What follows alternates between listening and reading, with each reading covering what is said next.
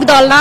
আজকে যদি আপনি দেখেন যে বিএনপি আওয়ামী লীগ কোনো কথা নয়। আমরা 1971 সালে আমার ভাইয়েরা 30 লক্ষ শহীদের বিনিময়ে দেশ স্বাধীন হয়েছিল, এই জন্য আজকে কথা বলার আমাদের অধিকার নেই। একটা ভাই আবু সাইদ, সে বুক পেটে পুলিশের সামনে দাঁড়িয়েছিল এই আশা নিয়ে যে পুলিশ তাকে গুলি করবে না, কিন্তু পুলিশ তাকে কি নির্মম ভাবে গুলি করেছে। আদৌ কি আমরা স্বাধীন?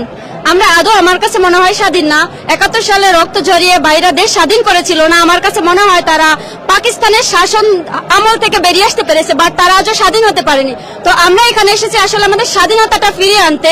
বিএনপি আওয়ামী লীগ কোনো কথা না। আমরা যে জনগণ হিসেবে আমরা ভোটের অধিকার চাই, কথা বলার অধিকার চাই। কথা বললে যেন আমাদের গুলি খেতে না হতে হয়, এটা আমরা চাই। এজন্য ধন্যবাদ আপনাকে। আমি আসছি একজন পিতা, আমি আসছি একজন গ্র্যান্ড ফাদার। আমাদের চিলড্রেন বাংলাদেশে ছাত্ররা কোটা সংস্কারে আন্দোলনে তারা মোর দেন 1000 পিপুল তারা আত্মাহুতি দিয়েছে।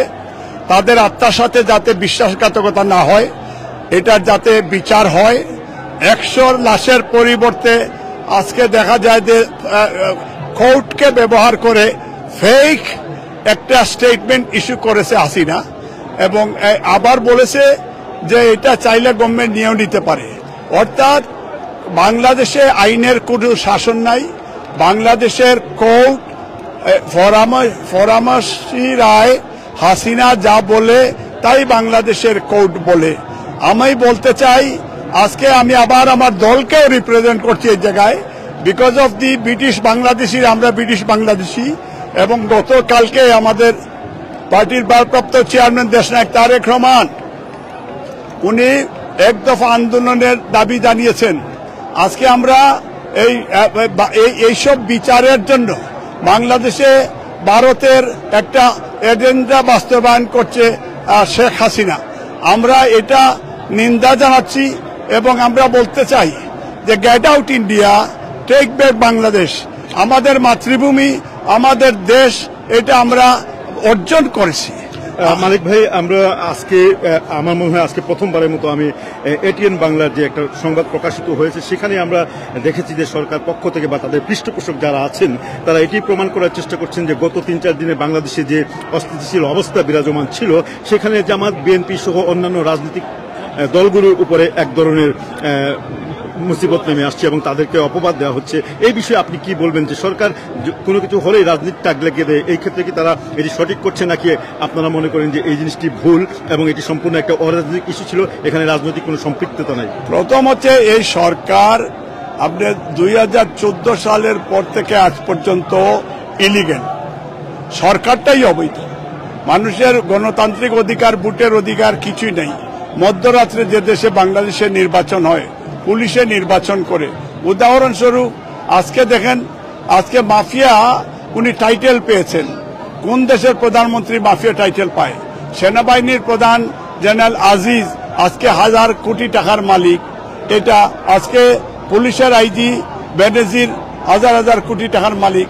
আজকে পুলিশের কমিশনার আসাদ সহ পুলিশ আজকে যে কারণে, এই কারণে তারা পুরস্কার হিসাবে আজকে তারা হাজার লক্ষ লক্ষ বিলিয়ন ডলার তারা বাংলাদেশকে লুট করে নিয়ে যাচ্ছে, আর হাসিনাকে সাইনবোর্ড হিসাবে ব্যবহার করে।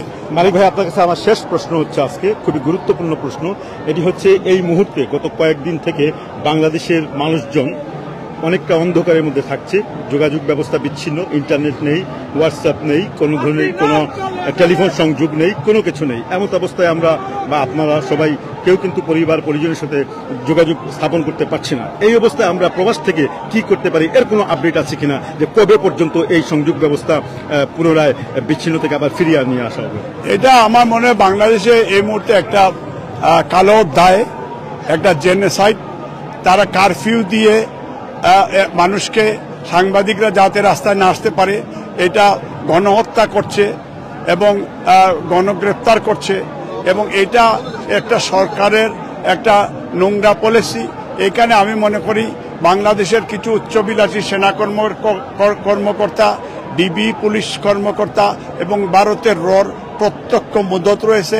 বিকজ ভারত বলেছে হাসিনার পাশে আছে, ওইটা দুঃখজনক।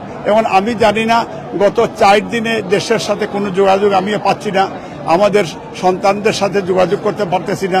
আমি জানি না how many people kill at the movement, maybe more than 10,000, maybe more than 50,000, maybe more than 100,000, because এইটা আমরা বলতে পারবো। কিন্তু এই যে হেফাজতের কয়েক হাজার মানুষকে হত্যা করেছিল, আজ পর্যন্ত এটার বিচার হয়নি। কিন্তু আজ বিজেপি প্রধান তিনি বলেছেন যে এগুলো সবই অপপ্রচার এবং এগুলো তদন্ত করা হচ্ছে এবং রাজনৈতিক দলগুলোর নেতা কর্মী এবং যারা প্রপাগেট করছে তাদেরকে খোঁজা হচ্ছে। যে বিজেপি বলে যে রাস্তাঘাটে বিএনপি বা বিরোধী দল পেলে গুলি করতে হবে, বিজেপির প্রধান তো বলেছিল। এই এদের কাছ থেকে কিসের তদন্ত? আজকে বিডিআর মেসাগারের তদন্ত কোথায় যদি এটা বলি?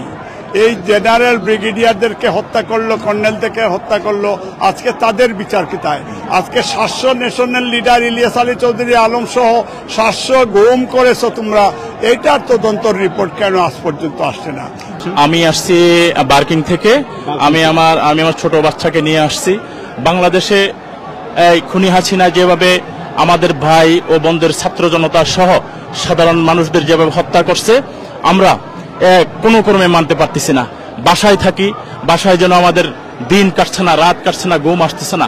যেভাবে নির্বিচারে শেখ হাসিনা হত্যা করতেছে মানুষকে, আমরা বাংলাদেশ সহ সারা দেশের সারা পৃথিবীর মানুষদেরকে সকলকে বলতে চাই, আপনারা যে যেখানে আছেন ঘর থেকে বের হন, রাস্তায় আসেন, খুনি হাসিনাকে অনতিবিলম্বে না বলুন। এখানে আজকে আমরা প্রথমবারের মতো এটিএন বাংলার একটি প্রতিবেদন দেখলাম। সেখানে তো সরকার বা সরকারের পৃষ্ঠপোষক যারা আছেন তারা এটি বলার চেষ্টা করছেন যে এই যে গত কয়েকদিনে যে তাণ্ডব, যে বিধ্বস্ত ঢাকা নগরী, এর পিছনে কারণ হচ্ছে জামাত, বিএনপি সহ অন্যান্য রাজনৈতিক দলগুলোর সরাসরি পৃষ্ঠপোষক এবং ছাত্রদেরকে উস্কিয়ে দেওয়া। এই বিষয়টিকে আপনি কিভাবে দেখেন? আসলে এটা সম্পূর্ণভাবে এটা একটা মিথ্যা।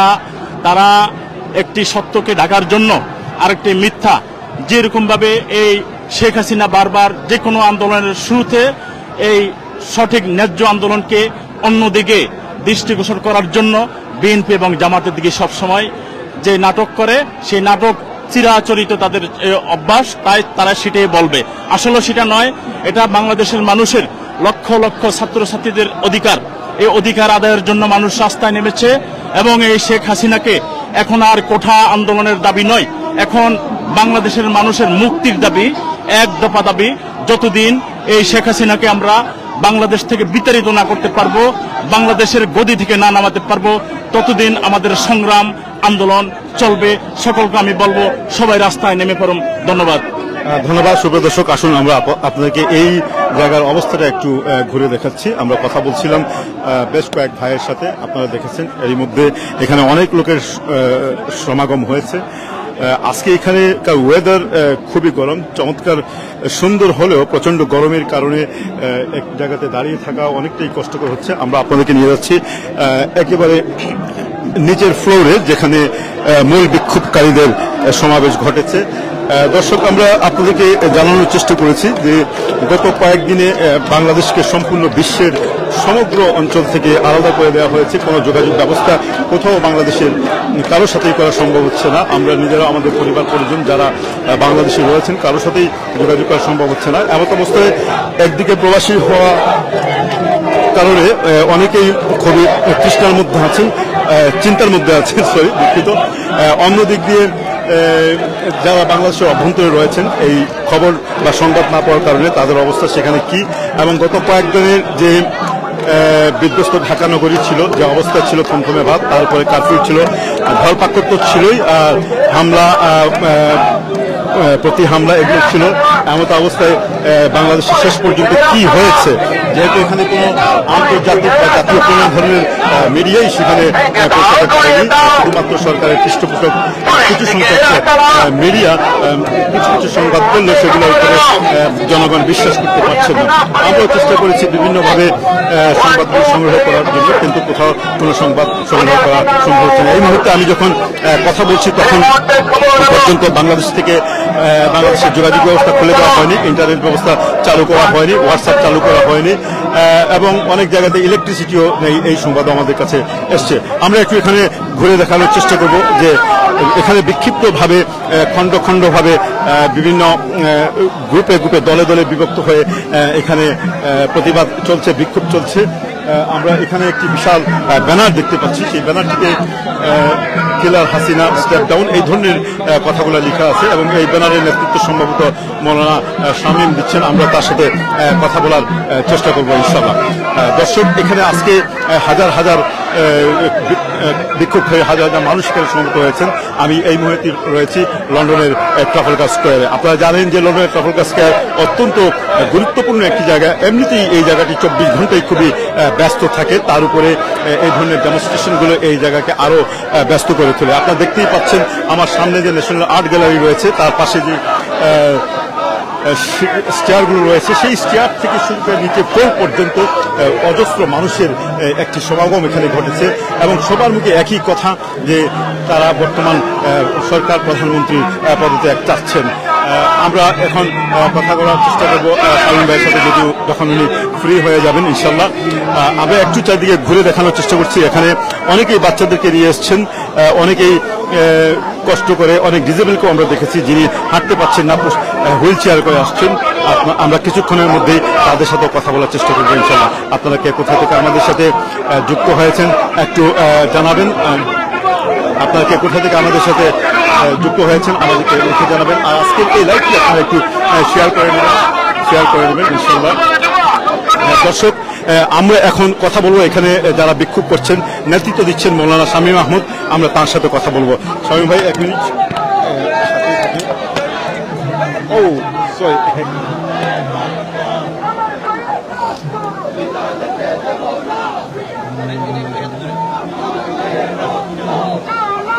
শামীম ভাই, আমরা দেখছি যে আপনি এখানে বিক্ষুব্ধ আছেন অনেকটাই।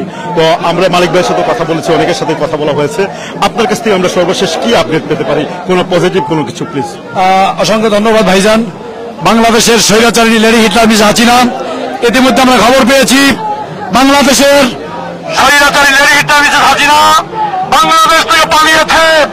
আমরা কেবল খবর পেলাম বাংলাদেশের মানচিত্রের মধ্যে শেখ হাসিনা নেই, পালিয়ে গিয়েছে। আপনারা জানেন স্টুডেন্টদেরকে নিয়ে যে আন্দোলন হয়েছিল, কোন আন্দোলন, সেই ভুয়া রায় আমরা মানি না। স্টুডেন্টরা ভোটদান করেছে, প্রত্যাখ্যান করেছে।